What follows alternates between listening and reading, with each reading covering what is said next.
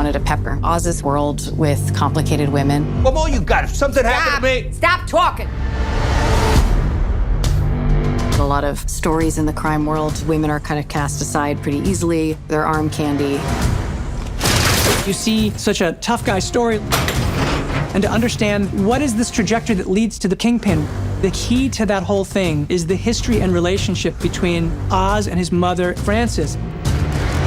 Is that what you are, Oswald? Weak little pussy boy?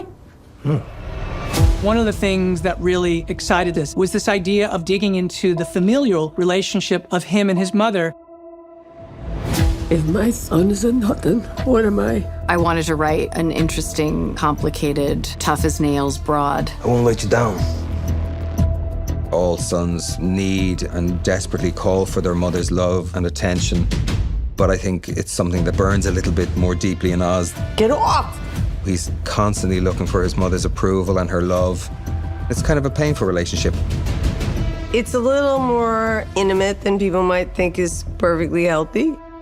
It's a very lonely world. She doesn't have family. There's nothing outside of the two of them. You promised me, Oswald, I deserve a better life. I'm working on it. His ambition is really sprung from his mother saying, I deserve and want more, and so do you. His self-worth is all wrapped up in his desire to have his mother express her love and affection and how proud she is of him. Oswald, it's too much.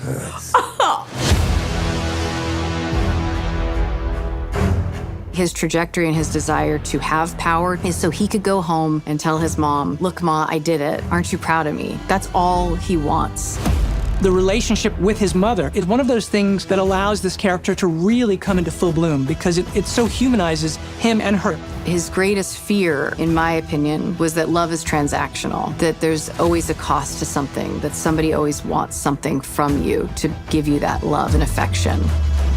I appreciate the gesture, but this is too much. He has a girlfriend, Eve, but he pays her, so that will ensure that she loves him because he takes care of her. Baby, everything okay? Yeah.